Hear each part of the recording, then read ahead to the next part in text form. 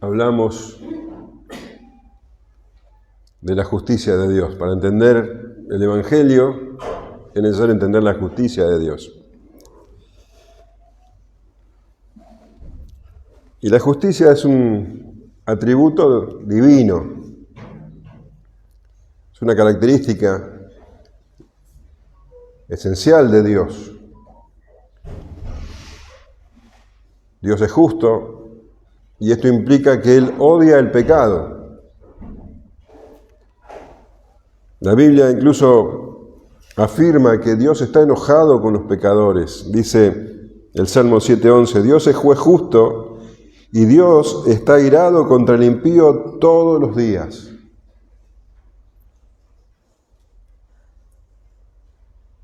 La ira de Dios es terrible y se manifiesta sobre sus enemigos. El Señor, en Juan 3:36 leemos, en realidad no es del Señor, es Juan el Bautista, que dice, el que cree en el Hijo tiene vida eterna, pero el que rehúsa creer en el Hijo no verá la vida, sino que la ira de Dios está sobre él. Y en Romanos 1:18 leemos, porque la ira de Dios se revela desde el cielo contra toda impiedad e injusticia de los hombres que detienen con injusticia la verdad. La ira de Dios es una realidad y llegará el día en que esa ira se manifestará de manera total. En Apocalipsis 19:11 dice, entonces vi el cielo abierto y he aquí un caballo blanco y el que lo montaba se llamaba Fiel y Verdadero y con justicia juzga y pelea. Sus ojos eran como llama de fuego y había en su cabeza muchas diademas y tenía un nombre escrito que ninguno conocía sino él mismo. Estaba vestido de una ropa teñida en sangre y su nombre el Verbo de Dios.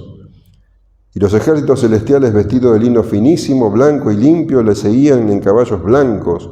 De su boca sale una espada aguda para herir con ella las naciones y él las regirá con vara de hierro y él pisa el lagar del vino, del furor y de la ira del Dios Todopoderoso. Y en su vestidura y en su muslo tiene escrito este nombre, Rey de Reyes y Señor de Señores. Dios es justo. Dios manifiesta su ira y eso es justo. Pero no podemos encasillar a Dios. Dios es justo, pero no solamente es justo. Es mucho más grande y complejo. La ira es solo un aspecto de su personalidad. Junto con la ira, junto con la justicia, tenemos que entender que Dios también es un Dios de gozo y Él encuentra gran placer en sus criaturas y en la creación. Cuando pensamos en los atributos de Dios, pensamos en aquellos que son solo de Él, que solamente a Él le pertenecen, que no son transferibles, la omnipresencia, la omnipotencia, la eternidad,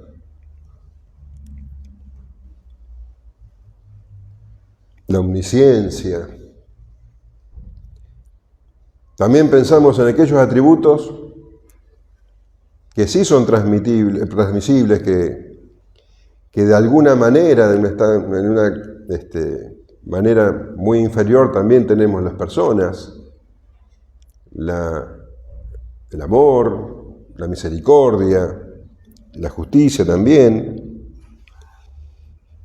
la gracia, la compasión, pero muy rara vez pensamos en el gozo de Dios, en esa característica que le es también propia, que es un atributo de Él.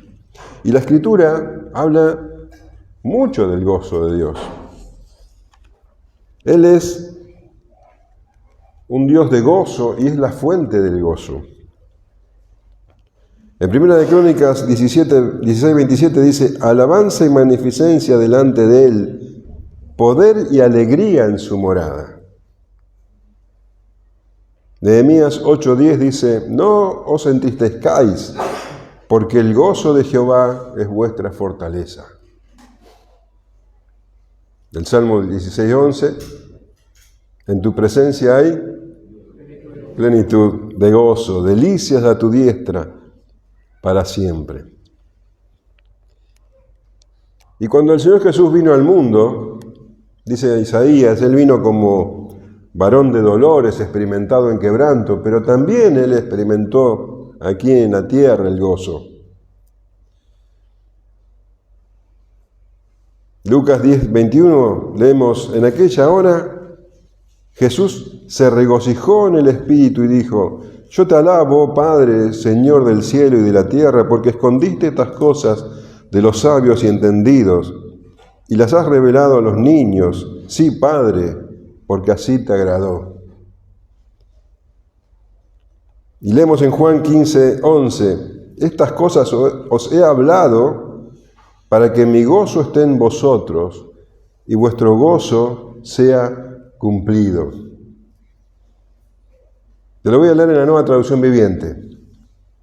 Les he dicho esto para que sientan la misma alegría que tengo yo y para que tengan completa alegría. Es Jesús hablando de que Él tiene alegría. Alegría que quiere compartir. Juan 17:13. Pero ahora voy a ti y hablo esto en el mundo para que tengan mi gozo cumplido en sí mismos. La traducción lenguaje actual dice, ahora regreso a donde tú estás, pero digo esto mientras estoy en el mundo para que mis seguidores sean tan felices como yo.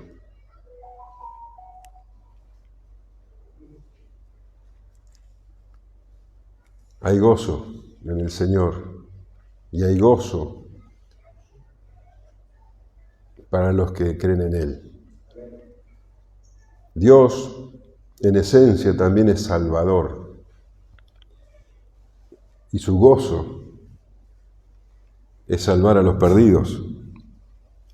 1 Timoteo 2:3 dice, porque esto es bueno y agradable delante de Dios nuestro Salvador, el cual quiere que todos los hombres sean salvos y vengan al conocimiento de la verdad.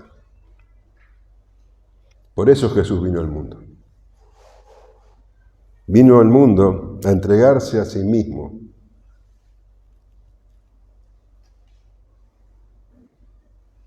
Porque es Salvador. Y su gozo es salvar. Y Jesús significa precisamente ¿qué? Mateo 1:21. Y dará a luz un hijo y llamará su nombre Jesús, porque él salvará a su pueblo de sus pecados. Porque de tal manera amó Dios al mundo, dice Juan 3:16, que ha dado a su Hijo unigénito para que todo aquel que en Él cree no se pierda, mas tenga vida eterna, porque no envió Dios a su Hijo al mundo para condenar al mundo, sino para que el mundo sea salvo por Él. El gozo que le produce el rescate de los perdidos es precisamente el tema de las 3 parábolas que componen el capítulo 15 que hoy vamos a comenzar. 3 parábolas que hablan o muestran diferentes aspectos de los perdidos. Los perdidos son como una oveja, que son incautos, indefensos, son como una moneda sin vida, son como un hijo rebelde, que es perverso y miserable. Y también muestran estas parábolas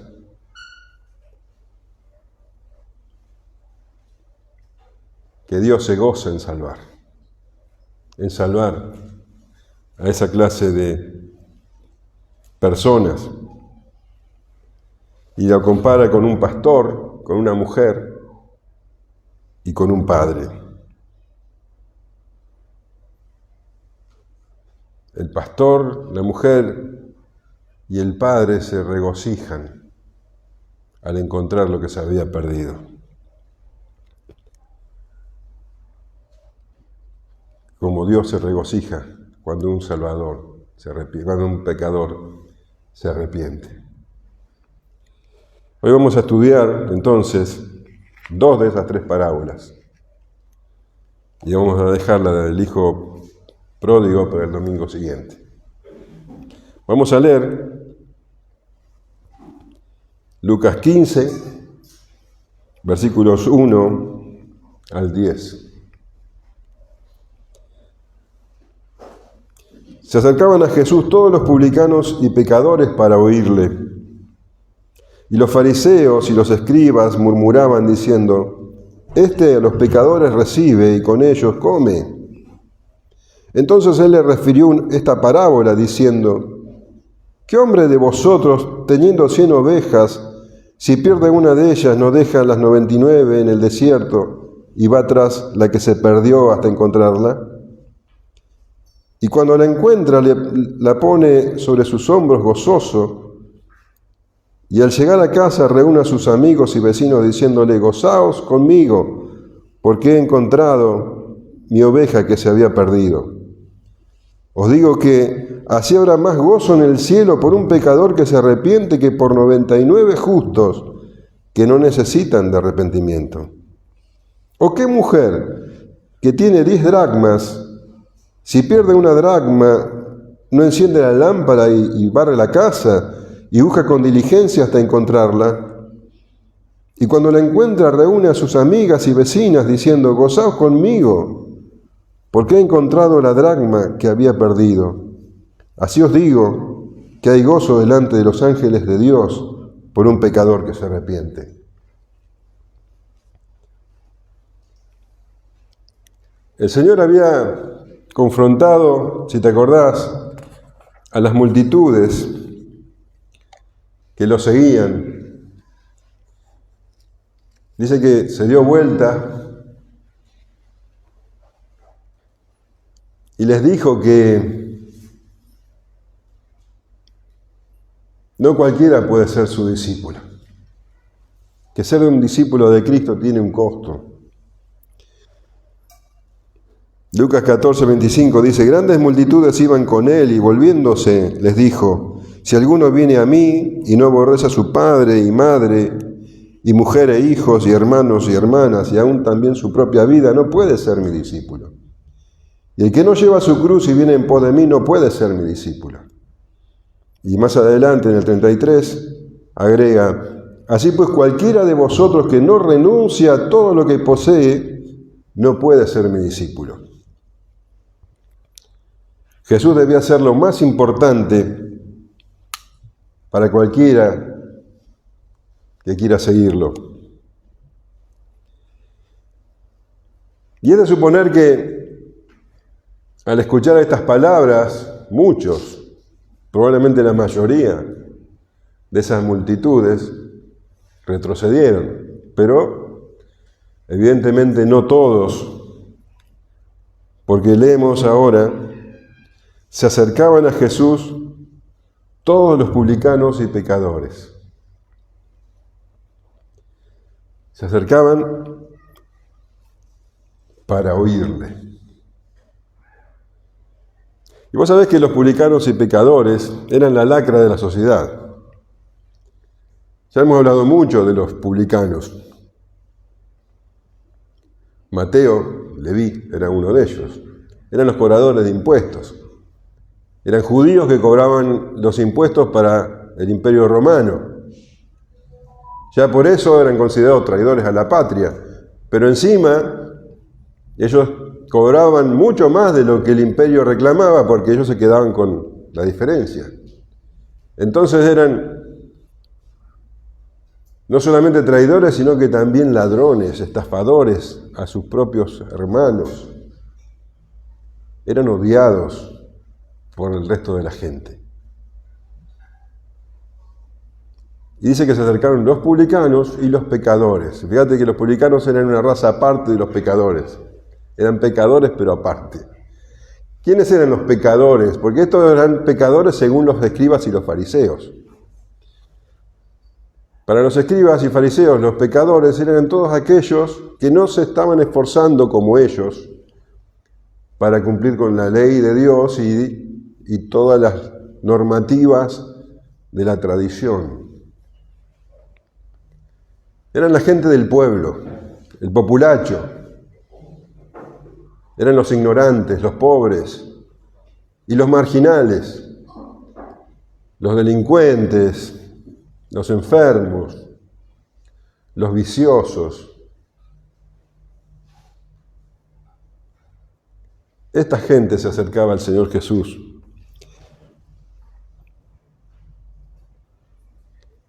Pero no se acercaban como se acercaban precisamente los escribas y fariseos para tenderle trampas, para ver si lo podían de alguna manera atrapar en alguna contradicción. No, ellos se acercaban para oírle. Ellos se acercaban con honestidad para oír lo que el Señor tenía para decir. Porque Él no enseñaba como enseñaban los otros maestros de Israel. En Mateo leemos que Él enseñaba como quien verdaderamente tiene autoridad.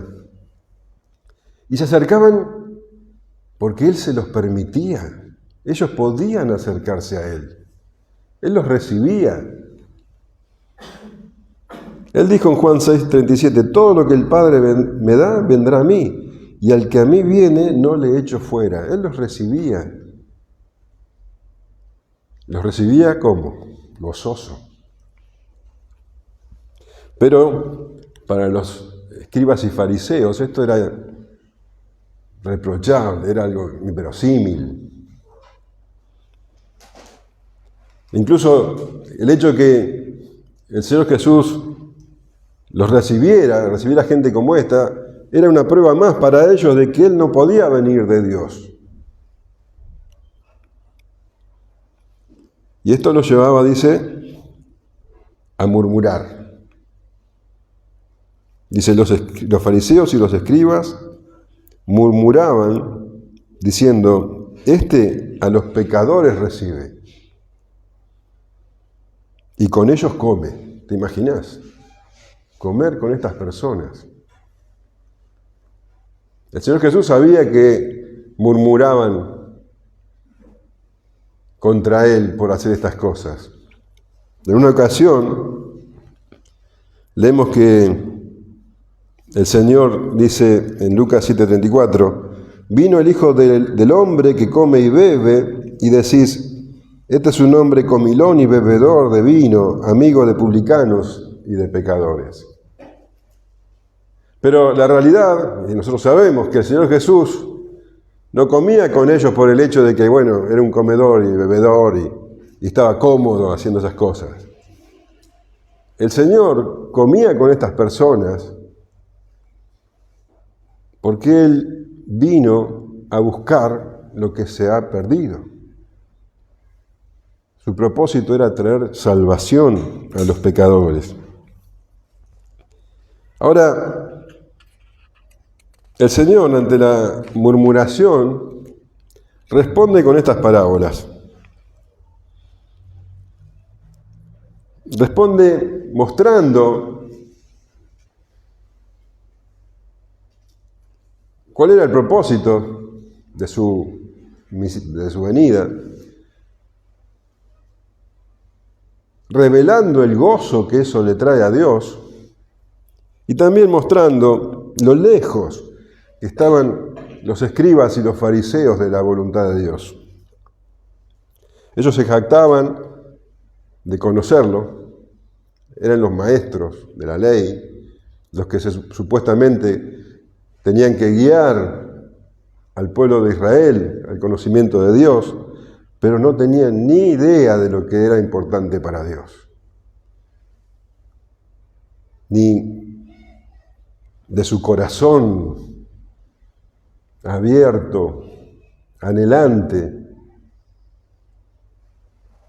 por los perdidos y de su gozo por salvarlos.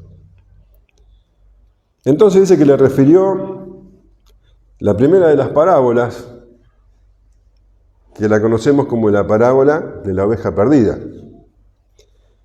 Dice, entonces él le refirió esta parábola diciendo, ¿qué hombre de vosotros, teniendo 100 ovejas, si pierde una de ellas, no deja las 99 en el desierto y va tras la que se perdió hasta encontrarla? Ahora vos fijate cómo el Señor, en su sabiduría, hace que estos escribas y fariseos se vean involucrados en la historia. Porque dice, ¿qué hombre de vosotros? O sea, lo que el Señor está haciendo es que ellos se pongan en el lugar de este pastor de la historia. Al contarlo está dejando en claro que lo que el pastor hace es lo correcto. Y estos fariseos, estos escribas, deben identificarse con este pastor. Ahora, la historia que el Señor está contando, la parábola, habla de gente muy pobre, de campesinos.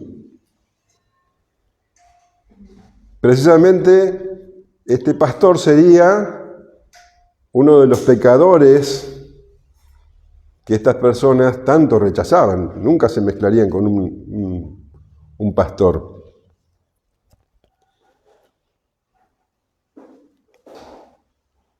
No podemos pensar que este pastor era el dueño de 100 ovejas. No era normal que una persona tuviera tantas ovejas, menos que estuviera en el campo cuidándolas. Lo que hacían era que varios campesinos juntaban sus ovejas al cuidado de 2 o 3 pastores. 100 ovejas entonces estarían a cargo de, pongamos 2 pastores o 3. Y si bien en el Antiguo Testamento leemos que, Jacob, Moisés, David, que eran personajes prominentes, importantes, fueron pastores, y aún también leemos que el mismo Dios es identificado como pastor, Jehová mi pastor, y no una vez, sino varias veces. La realidad es que los pastores estaban muy mal vistos por la sociedad. Por lo menos ya en la época del Nuevo Testamento. Los pastores eran personas a las que se las miraba de reojo, porque no se necesitaba ningún tipo de capacitación para ser pastor, ningún tipo de conocimiento, ninguna especialización. Entonces los pastores eran las personas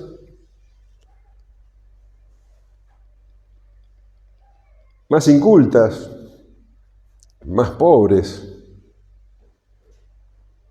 incluso podríamos decir las más embrutecidas de la sociedad. Eran personas a las que nunca un fariseo o un escriba se acercaría. Eran pecadores según ellos, porque como ese trabajo había que hacerlo los 7 días de la semana, era imposible que pudieran guardar el día de reposo como los fariseos querían. Entonces eran considerados constantemente impuros ceremonialmente. Eran personas de las que se desconfiaba. Incluso se decían que en la enseñanza de los rabinos, que nunca un pastor podía salir de testigo en un juicio, por ejemplo. ¿Y te das cuenta de lo que está haciendo el Señor? Está haciendo que los escribas y fariseos se identifiquen con este pastor.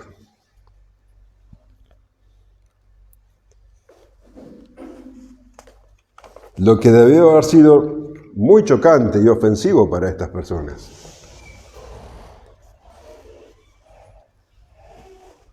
Y dice ¿qué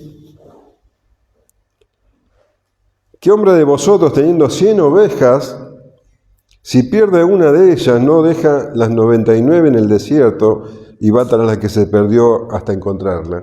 Cuando leemos así parecería como que un poco negligente, ¿no? El pastor dejando 99 por una. ¿Qué pasa con las otras 99? Bueno, pero recién les acabo de explicar que no eran, por lo general había 2 o 3 pastores. O sea que lo más seguro es que este pastor dejó las 99 porque había quien las cuidara. No es que se despreocupó por ellas. Entonces se fue a buscar la que faltaba. Era lo que tenía que hacer, porque era su responsabilidad. Lo único que tenía que hacer era cuidar ovejas y no era posible que se le escape alguna, que se le pierda alguna. Si esto ocurría, tenía que buscarla y encontrarla. Y si no la encontraba, por lo menos encontrar alguna prueba de que se la comió alguna fiera o algo así, porque bueno, si no se lo reclamarían.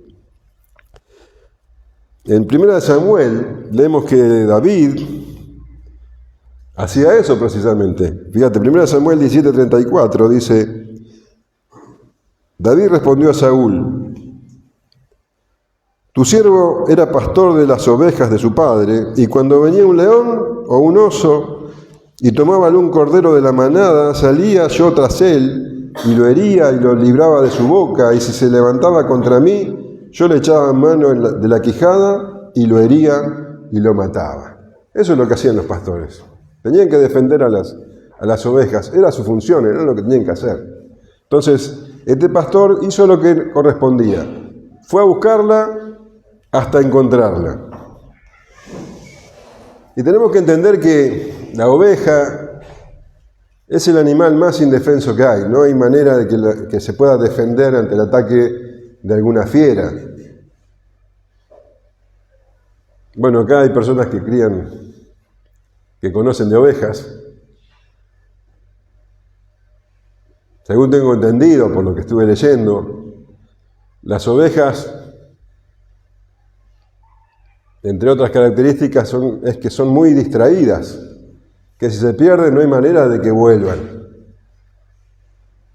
La oveja nunca iba a buscar al pastor, el pastor tenía que buscar la oveja.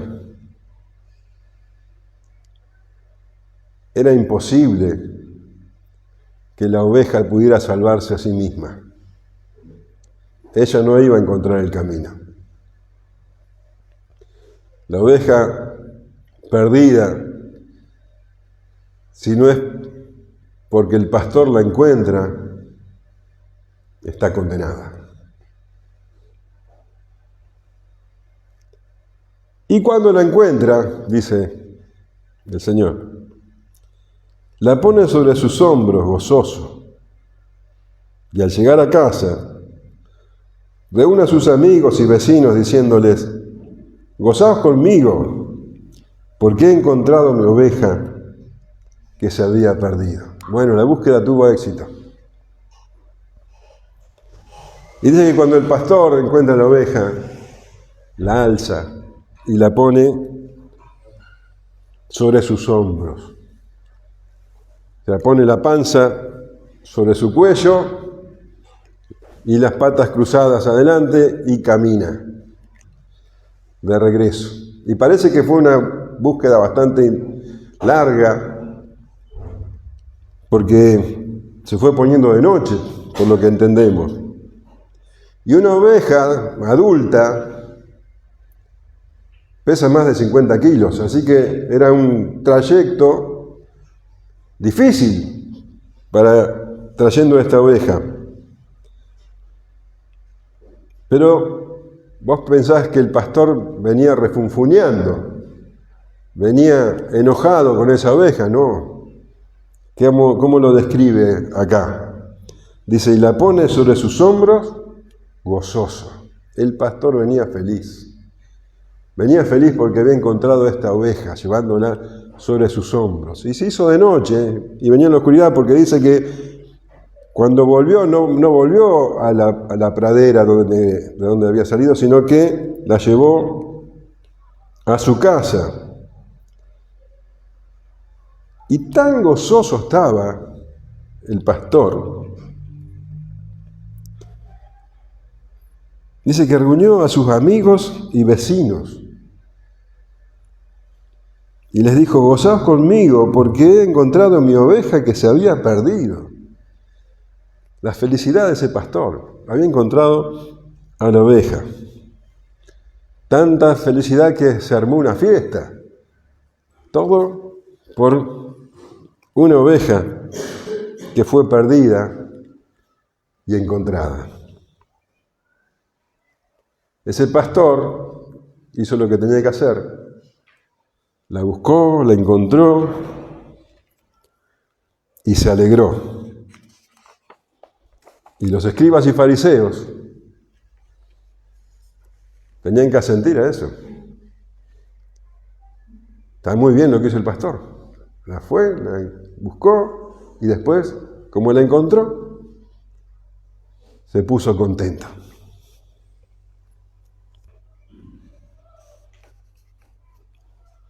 Pero la aplicación de la parábola tenía que ver con ellos. Y verdaderamente era demoledora para su orgullo, porque dice el Señor, os digo que así habrá más gozo en el cielo por un pecador que se arrepiente, que por 99 justos que no necesitan arrepentimiento. Ellos que se jactaban de conocer a Dios, no entendían el corazón de Dios. Y si es comprensible que un pastor se pusiera contento por encontrar una oveja, cuánto más comprensible es que Dios se ponga feliz por un pecador que se arrepiente. Los fariseos se ponían felices cuando un pecador se perdía. Ellos entendían que ellos eran justos y que estaba bien que los pecadores se pierdan, porque no eran como ellos.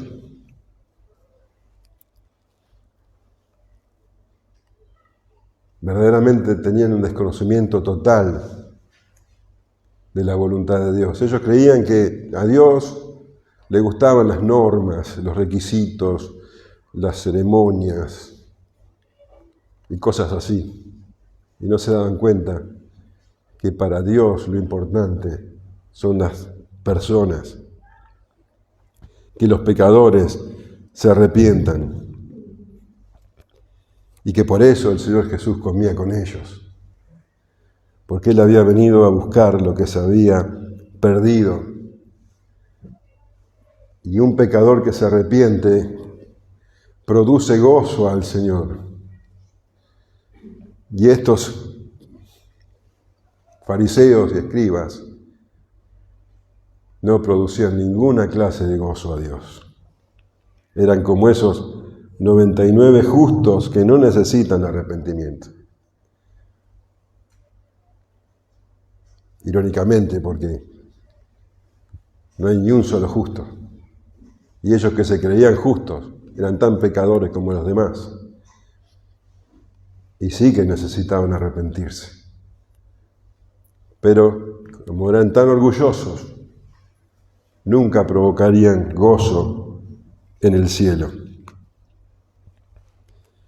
Ese pastor representa a Dios hecho hombre en la persona de Jesucristo. Él es el buen pastor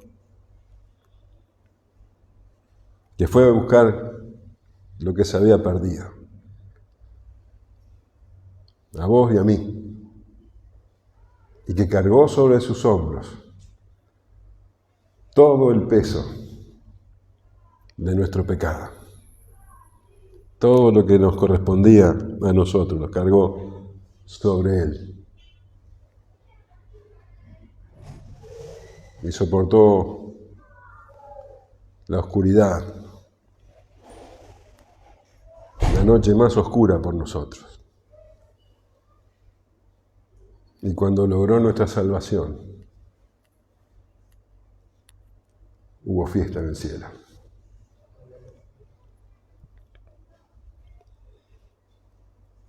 Y les refirió otra parábola.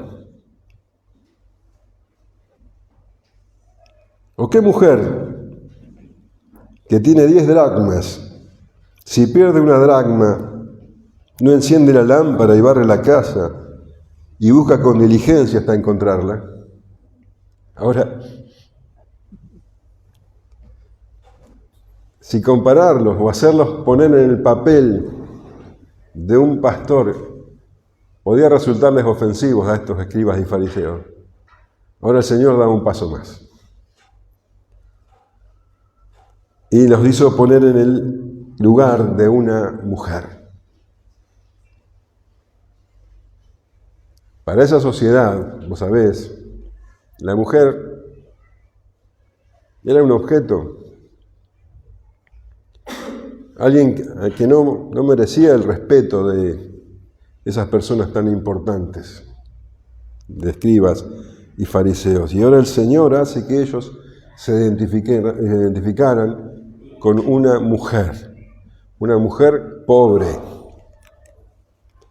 Y dice que esta mujer tenía 10 dracmas y perdió uno. Una dracma era el equivalente a un denario romano, que como vos sabés, lo hemos dicho muchas veces, correspondía a una jornada de trabajo, el valor de una jornada de trabajo. ¿Cuánto valdría hoy un día de trabajo, de un salario mínimo? ¿Cuánto sería? ¿Cuánto? 12.000. Bueno, la mujer entonces tenía 120.000 pesos. Sería 10 dracmas, serían 120.000 pesos. Esa era la cantidad que la mujer tenía. Se le perdió una dracma, 12.000 pesos. Bueno, puede parecer para una sociedad acomodada como la nuestra, que era, bueno, no mucha plata, pero para esa mujer, en esa sociedad, era una cifra bastante considerable.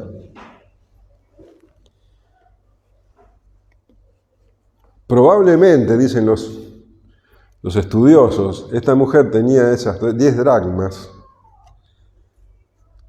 porque eran la dote que su padre habría dado por su casamiento. Esa dote sería la seguridad de esta mujer eventualmente si el marido, por ejemplo, la despreciaba. Entonces esta mujer realmente era algo importante para ella. Era como una seguridad en el futuro. Y se nota la importancia para ella, porque se le pierde una dracma y empieza a buscarla desesperadamente. Dice, enciende la lámpara porque no la veía, y en esas casas o no tenían ventanas o tenían ventanas muy chiquitas, entonces necesitó prender una lámpara para poder ver. Y después empezó a barrer toda la casa, todo el piso de tierra, pisonado, a barrer buscando buscando esta dracma, con mucha diligencia, dice, muy cuidadosamente, buscando en cada rincón, en cada rendija, en cada agujerito. Y dice, ¿cuándo la encuentra? Tanta alegría. Dice, reúne a sus amigas y vecinas. ¿Te das cuenta de lo que hace el Señor? Este era un asunto de mujeres. Solamente las mujeres podían entender la importancia de esa dracma. Y el Señor hace que estos escribas y fariseos se pusieran en el lugar de una mujer pobre que pierde una dracma, que para ellos era nada. Pero tenían que entender. Y dice que era para esta mujer, tan importante era para esta mujer, que reunió a sus amigas y a sus vecinas que la comprendían, que sabían la importancia de eso, porque estaban en la misma situación, diciendo, gozaos conmigo, porque he encontrado la dracma que había perdido. Era muy importante esa dracma para esta mujer, y la encontró. Y sus vecinas y amigas se gozaron con ella.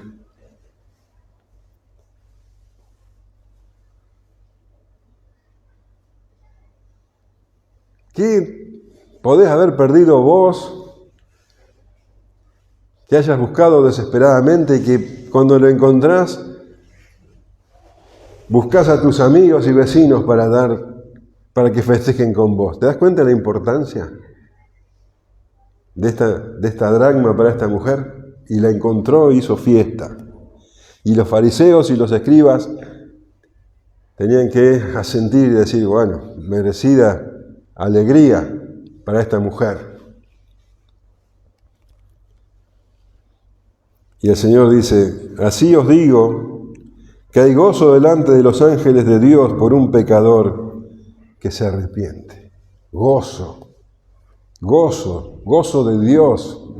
Habla del gozo de Dios. Tal era el gozo de Dios por un pecador que se arrepiente que los ángeles que están delante de él ven ese gozo y lo comparten. Gozo por el pecador que se arrepiente. Gozo por cada uno de los pecadores que se arrepienten. Y los escribas y fariseos estaban completamente ajenos a ese gozo. Ellos veían a las personas con juicio y se indignaban que se acercaran a Jesús. Qué distinto es el pensamiento del Señor. Y esa mujer representa a Cristo. Cristo que busca a los pecadores. Él enciende la luz para encontrarlos y busca en cada rincón, en los lugares más sucios, donde hay oscuridad, Él ilumina para encontrar, hasta encontrar. Vino del cielo a la tierra con ese propósito, buscando lo que se ha perdido. Y cuando lo haya, cuánto gozo, cuánto gozo. Pero para que ese gozo sea realidad, primero tuvo que haber dolor y lágrimas. El Señor Jesús debió soportar el infierno, la vergüenza, el dolor, para que ese gozo fuera posible. Y lo dice Hebreos 12:2. Dice, puesto los ojos en Jesús, el autor y consumador de la fe, el cual, por el gozo puesto delante de él, sufrió la cruz, menospreciando el oprobio, y se sentó a la diestra del trono de Dios. En la cruz no hubo nada de gozo, pero después de la cruz estaba el gozo, y él sufrió todo por eso. Él hizo posible el gozo en el cielo. Él hizo posible la salvación de los pecadores. Y hoy hablábamos de que una característica de Dios es la ira divina. Y vendrá el día en que los perdidos reciban la ira de Dios con toda intensidad. Pero también en ese día, los encontrados,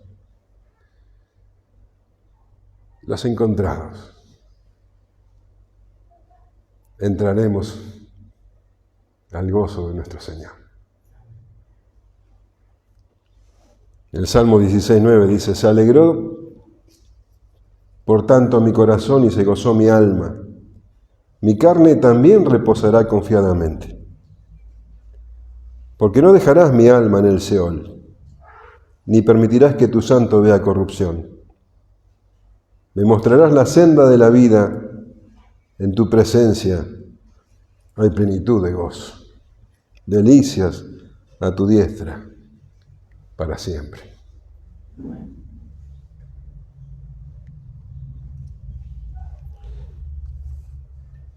Fortaleced las manos cansadas, dice Isaías, afirmad las rodillas endebles, decid a los de corazón apocado, esforzaos, no temáis. He aquí que vuestro Dios viene con retribución, con pago. Dios mismo vendrá y os salvará. Entonces los ojos de los ciegos serán abiertos y los oídos de los sordos se abrirán.